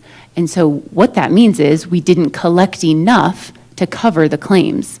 And so last year, when we had a lesser increase, acknowledge we did have an increase in our healthcare cost. We did not make the adjustment accurately enough to reflect our own claims experience. And so the reason that these went up is because we shifted away from using the national claims experience data to using the local claims experience data. Because unfortunately, in the Denver metro area, our claims costs are going up as compared to the national claims cost. And so that is why the increase, because we need to, number one, make up for the $2.9 million. And number two, we need to make sure that we're collecting enough to pay for the claims. And as we talked about at BAC, it's very unfortunate that there are some really sick people, and they deserve to have the health care. And those of us who aren't experiencing that unfortunate sickness or, health tragedy, our premiums are paying for those claims too. I haven't been to the doctor once this year, and I'm paying for medical insurance every single month. I'm not paying for mine. I'm paying for the other claims, right? That's when you're in a group coverage plan. Unfortunately, like we talked about, 20% of the users are the ones who produce 80% of the cost. Again, they deserve to have good health care. They deserve to have that, the ability to, have a maximum out-of-pocket expense. And, five claimants can send us $2.5 million over, because each one is $500,000 potentially. Can you give some perspective historically why we chose to use national versus local? I can't. That was a decision that was made prior to me being involved at all in the benefits conversation. I can certainly ask. I would assume that it was at the recommendation of Lockton or of even our finance team. I'm not sure who made that final decision, but I can certainly find out the why. That would be great. And I'm thinking over the last couple of years, why the shift this year versus the last couple of years when we realized we had, done it wrong? Yeah, so last year, when we were only $300,000 overspent, I think that we thought, maybe that was just a blip, and next year will be better. And unfortunately, it was significantly worse. Also, what's your perspective on self-funded versus fully insured? Yeah, that's a great question. I actually asked Brenna, what if we went to 2 fully insured plans, which I think that we have done in the past. And she said that it's actually not a cost savings because now we are actually paying just like we pay Kaiser. Kaiser is very different, as you all know. If you've ever had Kaiser as your health insurance provider, Kaiser's doctors work for Kaiser. And so Kaiser gets to set their doctors' salaries and their doctors' rates and their doctors' deductibles and the costs. And so that's its own network. And so it's very different than Aetna or Cigna or United Healthcare, where the doctors don't work for them. So they don't get to set the rates for the doctors, right? They are the ones who are then approving the claims or not approving the claims, which is some of the concern you've shared with us around what United Healthcare is potentially under investigation for, and many other healthcare companies have been in the past as well. And so, my own personal perspective, I don't know enough about it. Brenna or Adam could certainly share it with you because they have significant background. But Brenna I did ask her this very question, what if we went to 2 fully funded plans? And she said it would not save us money. We'd love some maybe data on that. Sure. Or historically, if we ever have had up 2 fully insured Yeah. plans, when that was and why the shift, and that would be great. Can you go back one more slide, please? Thank you. So, question we have, what are the implications if nobody chooses to go onto the United Healthcare high deductible plan? As far as does United Healthcare say we're not working with you anymore, or what do you mean? Just if no employee chooses to use that plan. I don't think there are any implications. As far as, are you asking if the rates are going to go up? What happens if no one chooses that plan? I don't think anything, but I have no idea. I think it just, this is what it is, and nothing is going to change because we'll be under contract with them until next year. As you know, it's an annual renewal, and so nothing is going to change if nobody chooses it. But I can ask if something.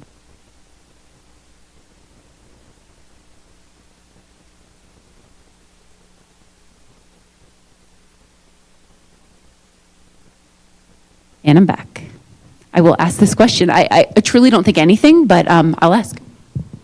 We're just curious. Also, so if, let's say half of the people move to Kaiser, that, we're hoping that people would go to these plans. The surest plan has lower costs. That's the whole point, right? So what if half of the people actually go to Kaiser? Will that drop these percentage increases at all? Will it drop premium costs? If there are fewer people who choose United Healthcare and the majority of the people go to Kaiser, yes. Will these rates change? Or Kaiser's rates? Or Kaiser's rates. We did ask that, actually just a little bit ago of Brenna, and she said no, the Kaiser rates will not change. I did not ask what if there are fewer people on the United Healthcare plan, will those rates change? I don't believe so because I think that they get locked in with us for 1 year. And I understand what you're saying. I think, let me assume what you're saying. If the claims costs are less, shouldn't the premiums be less? Sounds logical to me. Maybe. but I don't know. It's a good question. I've got Brenna, and I'm sending her messages right now. Okay, I think we are on to the next slide here. That's you.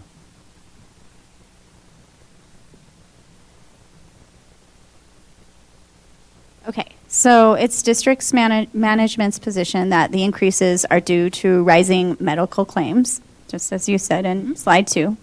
And the reserves were at $635,000 for dental.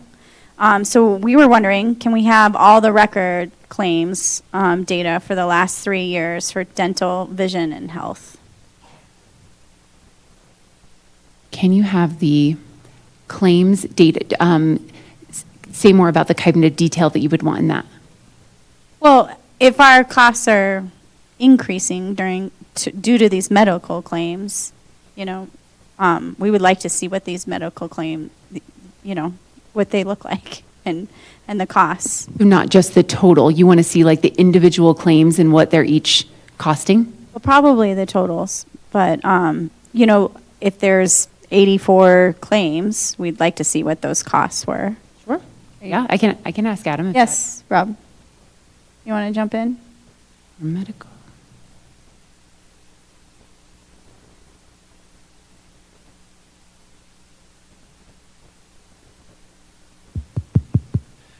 So, yeah, what I'd like to see is we had in the January presentation at the back, there was a $625,000 reserve talked about. And I know there's some state mandate that a certain amount of money is required to keep in reserves just as a contingency. But that was like $125,000 or something dollars, which meant there was about $500,000. In the notes from that meeting, the projected reserve balance on June 30th of 2025, so that's looking ahead, was that $625,000. So I would like to see the dental claim. You said it was the claims that caused that reserve to evaporate. I want to see the $500,000 worth of increased dental claims that happened.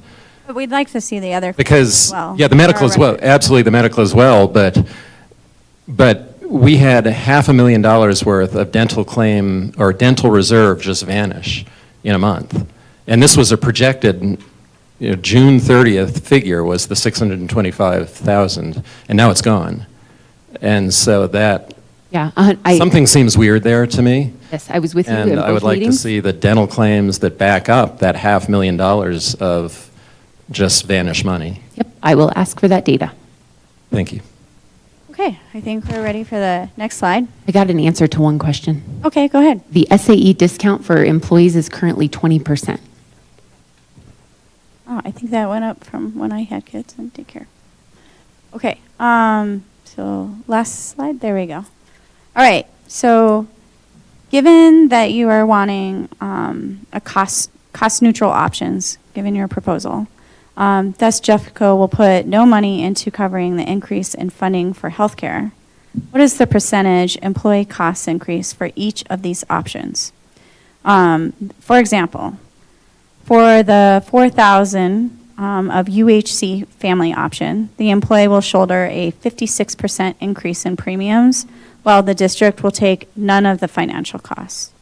Even with the Kaiser 4000 HDHP, high deductible, the employee will have a 9.4% premium increase and the district 0 increase with your proposal. So the question is, what is the percentage employees' cost increase for each of these options? And what you're seeing up here is the proposed annual increase to employee. From January to February. So it's a lot. And you're asking for, I'm sorry, I just got to make sure I get this right. You would like to know the total percentage of increase from the 24-25 to the 25-26 cost for each plan. Is that accurate? In premiums, yeah. Right. Yeah. Is that not the right-hand side of that on the one that Xander presented a little while ago. On the right-hand side, it says increase. It says the percent, and then it says the increase in the dollar amount. Is there a The different increase in number? the dollar amount, that's the increased percentage of the total. But because the district is putting in none of the money towards this increase, absolutely the entire amount of the increase goes to the burden of the employee. Thus, again, on that, the one plan that was noted there, the Kaiser, or not the Kaiser, the UHC $4,000 plan, even though it was a 34% overall, because the district is contributing none of it, the employee is having to have a 56% increase in their premiums. So they're paying over half again as much as this year's premium if they go from the Aetna, comparable plan to that plan. So we want to see the data for, each of the things, not the percentage of the total amount, but the percentage of what the employee is going to have to pay. And, we calculated that value and the Kaiser, the two values, but, didn't have time in that break to calculate all of the values. Okay, you might have to show me, Rob, like exactly what you're looking for, because I feel like I'm missing something. So I want to know if I have this plan, how much do my premiums go up? What percentage do my premiums go up? Got it. You want If I have the percentage? plan that's stated there, it went up 56%. All Kaiser employees with that family plan will have a 9.4% increase, which, again, they're shouldering that 9.4%, and the district is putting in none. So you're saying that the percent that's listed there, the 6.11, the 17.03, the 35.03, that's an average increase? That's total of the total increase from last year's total cost that they're charging to this year's total cost. Got it. So you want me Once to you take out the employer contribution. $640, Got it. Okay. then all of a sudden the employee is paying a lot more. Okay. Yes, I will get those percentages. Thank you. Mm-hmm.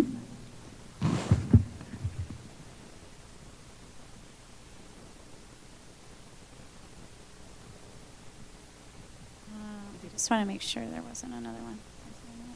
There was one more. Okay, so those are all the questions we have. We would like to take another caucus because we didn't eat dinner.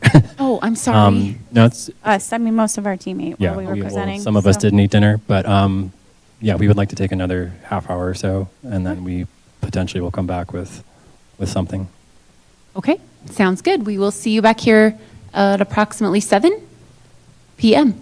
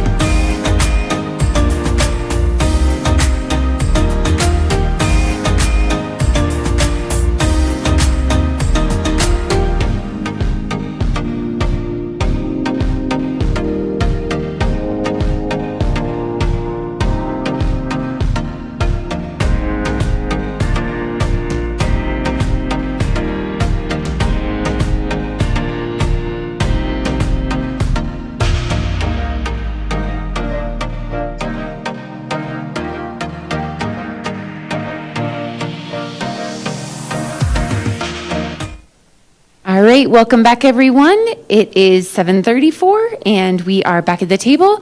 We did get a few answers.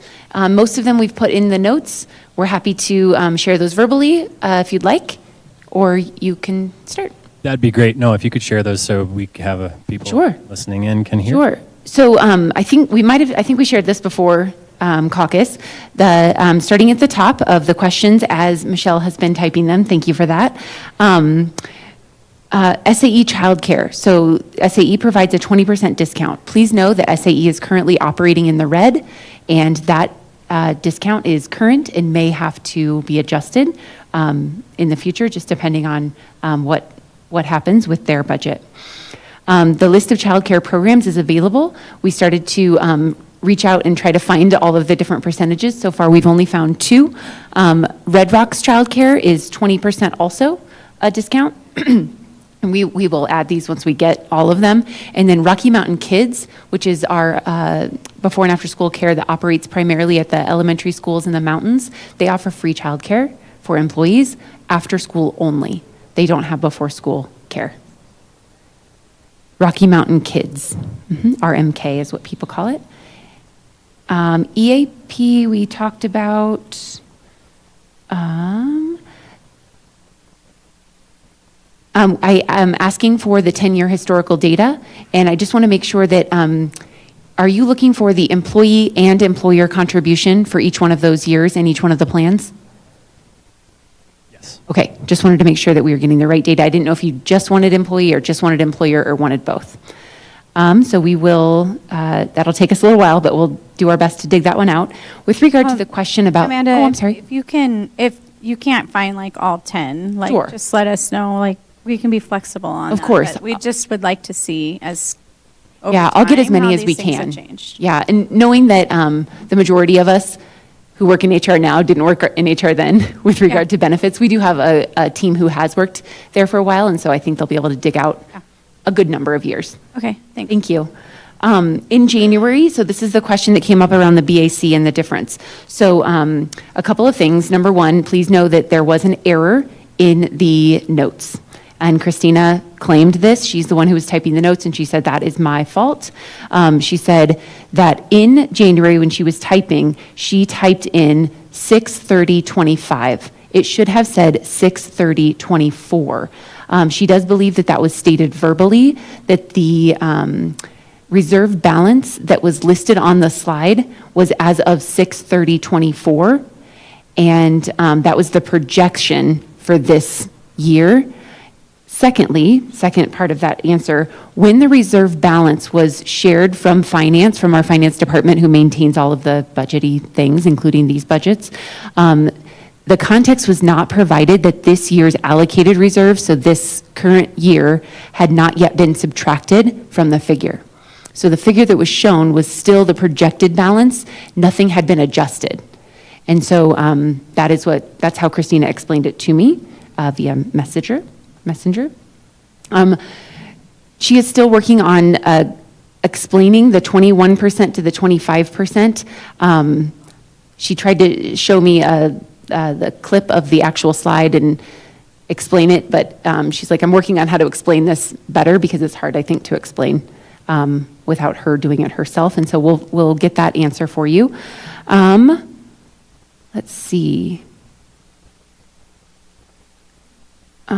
I am asking Brenna to provide for us a more expert lens on why a self-funded plan versus a fully insured plan, since I'm not the expert.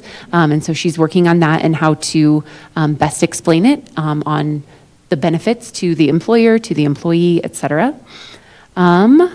She said, when I asked her about the implications if no employee chooses a plan, the statement, let's see, she said, there are no financial implications. Clearly, there's no point in having that particular plan. She said, but we only pay United Healthcare per subscriber fee.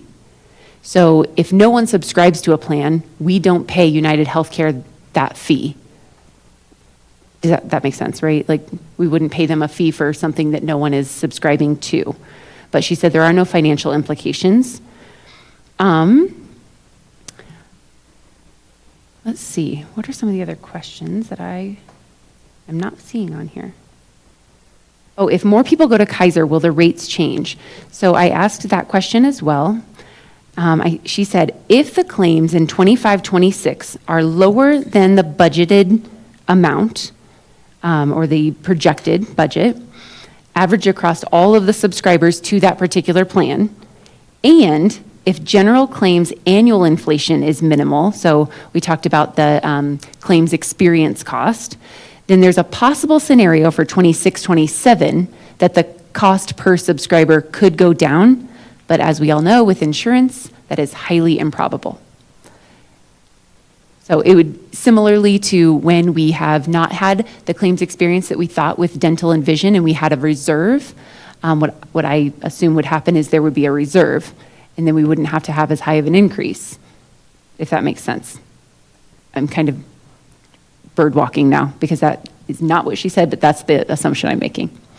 The number of subscribers doesn't really change cost per subscriber, except in the extreme. If only 5 very sick people subscribe, that could potentially change the cost,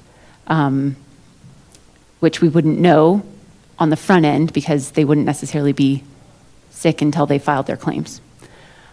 And then, other question that was asked, can we have, yes, I asked Adam and Christina to work on the claims data for dental. I think you wanted dental, vision, and medical, though. This just says dental. You wanted all 3. All 3 would be good.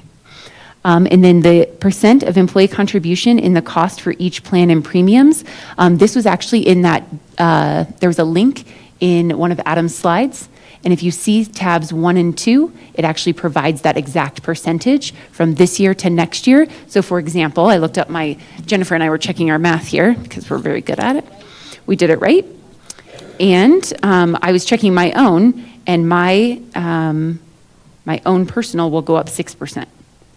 And then, but that's just my employee plus spouse. We looked at one of the employee only for Aetna to United Healthcare, and it was a 7 to a 21% increase, and so that's a 14% increase. So certainly it varies, but we checked our math, and you can see it all on that table, and there's an explanation as to what the difference is between tabs 1 and 2 on the notes as well.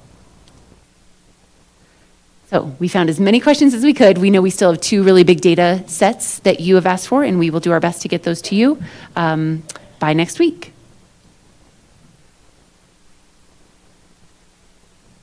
One second.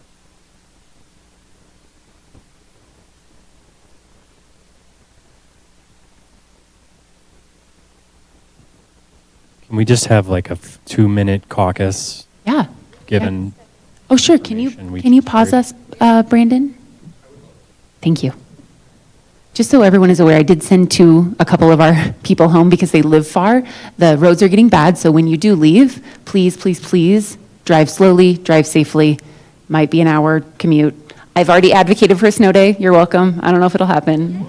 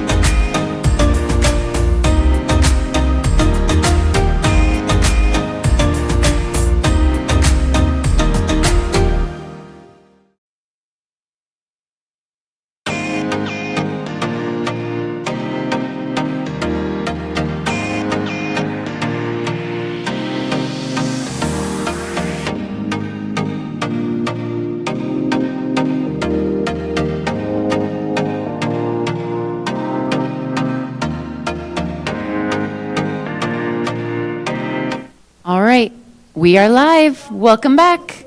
All right. All right. Thanks for being patient with us, people that are watching. And so we'll go ahead and get started. First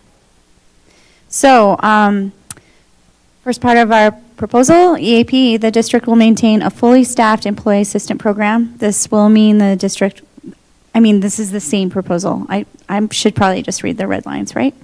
So the next bullet point is all meals will be 50% off for staff.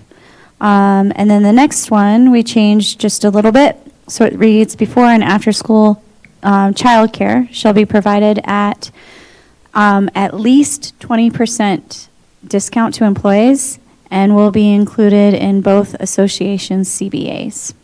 Employees will be given priority for enrollment and transportation for their children in schools. So, and then the last one, that's the same one back representative for JCA, and Jespa will present to the board. Can I ask a quick question? Yes. Do you mean transportation to SAE? No, this is bus transportation. So employees will be given priority for enrolling in schools in Jeffco and transportation, so busing. So regardless of the school of choice.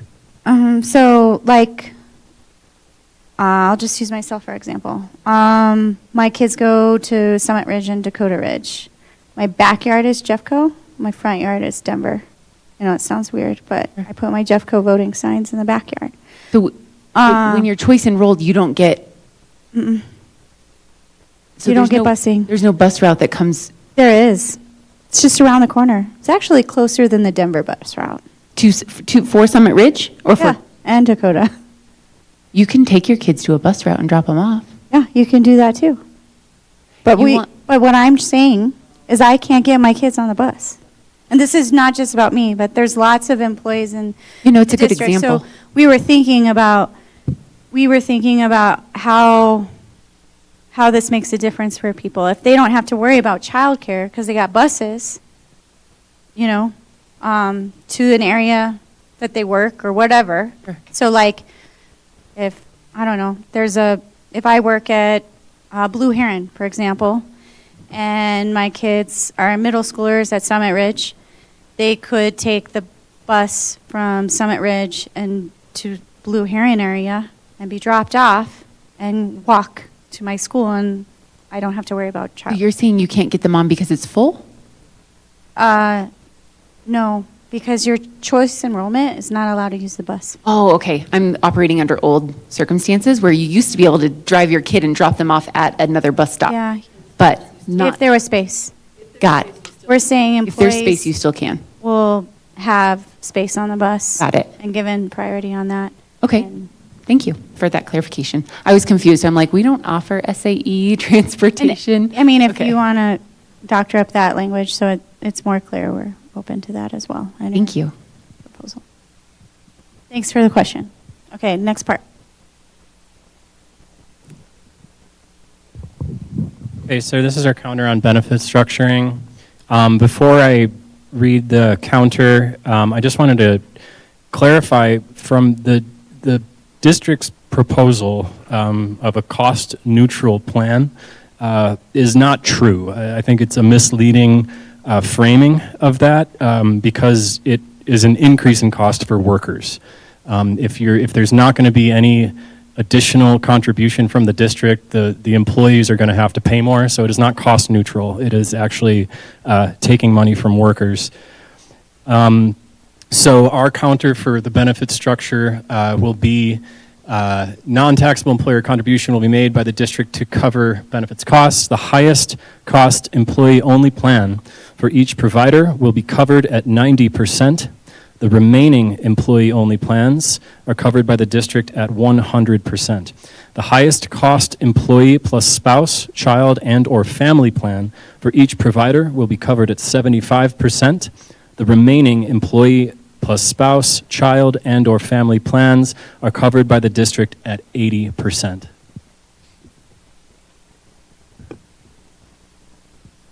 Thank you. So as you, as you can imagine, we have to run numbers and, figure out what that looks like. So knowing that this was these were only 2 scheduled meetings, would you like to schedule another meeting? Would you like to repurpose a meeting we already have scheduled and then have one of the associations reschedule one of their meetings? We'd like to propose next Thursday. I was just looking at JCA to see if they had one, but they do not. No. Next Thursday, the 27th. Do you have, so some people won't be able to come behind me, which is totally No, that's fine, because they already have things on their calendars. An evening session? I think so. Maybe we Okay. can start at 4 o'clock and go till this time again, or 9 o'clock, or whatever we think. All right. I will put it on the calendar, and I will send you all an invite. Hopefully, the boardroom is available. So you're also saying, so after you think we can be finished now tonight, there's no possibility you can come back with anything this evening? Unfortunately just not. to be clear. I wish I could, but just knowing that, this is a high-cost ask, Right, yeah. I won't be able to. Just cost wanted would- to be clear. So Yeah. that would be nice. We can end a little early and make sure we get home safe. Yeah, sounds good. And it looks like the boardroom is available next Thursday. So, I know, magical. Thanks, everybody. Thank We'll you. see you next week, same time, or not same time, 4 o'clock, and we will see what we can do. Thanks, everybody. Either way, I think I would.